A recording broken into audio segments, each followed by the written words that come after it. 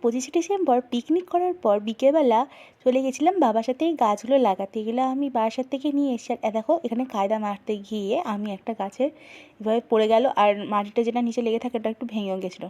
তো শেষমেশ একটু বকুনি টকুনি খেয়ে তারপরে বাবার সাথে গাছগুলোকে লাগিয়ে দিতে শুরু করলাম। আর টব আনতে দিয়েছি মিশোতে বেশ কয়েকটা, বেশ কালারিং দেখে, কিন্তু টবগুলো না এখনও এসে পৌঁছায়নি। তাই আপাতত এই চন্দ্রমল্লিকাগুলো একটা টবের মধ্যেই খালি দেওয়া রইলো।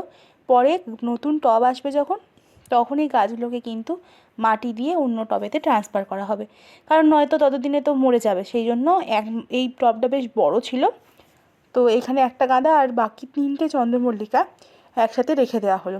আর এদিকে আমাকে পিসিমণি নেমন্তন্ন করেছিল ক্রিসমাসের জন্য কেক নিয়ে আসার জন্য, কারণ আমি কেক খেতে প্রচণ্ড ভালোবাসি।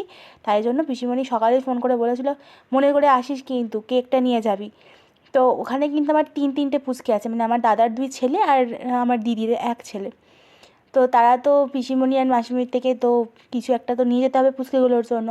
তো আমি বিকেলবেলা বেশ রেডি হয়ে চলে গেছিলাম সেই জন্য দোকানে। তো ওদের জন্য একটু চকলেট নিলাম, আবার সামনেই ওদের জন্মদিনও আসছে, তাই ওদের জন্য গিফটও অর্ডার করে রেখেছি। তো আজকের মতো ওই জন্য চকলেট নিয়ে গেছিলাম, কারণ 2 দিন পর আমি আবারই যাব ওদের কাছে। তো এইখানে দেখো গাছগুলো কিন্তু বেশ সুন্দর লাগছে, বাট জানি না কতটা কি বড় হবে, কি হবে না হবে। আর বৃহস্পতিবার কিন্তু রানীগঞ্জে ফুটে প্রচুর মার্কেট বসে। এতটাই সন্ধে গেছিলো, মার্কেট আর ঘোরা হয়নি, তখন উঠে যাচ্ছিলো সব। তো আমি এই জন্য ঝটপট করে গিয়ে আগে চকলেটগুলো নিয়ে নিলাম।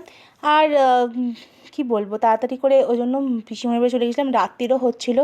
আর এইদিকে পিসিমণি কিন্তু আমাকে একটা বিশাল বড় কেক আর তার সাথে ঝাল ঝাল চানাচুর দিয়েছে। মানে পিসিমণিও বাইরে গিয়েছিলো, তাড়াতাড়ি চলে এসেছিলো আমার সাথে দেখা করবে বলে। তো দেখো এখানে আমি একটুখানি রেডি হয়ে ক্রিসমাসের জন্য চলে গেছিলাম। আর দেখো আমার ক্রিসমাসের গিফট, টাটা।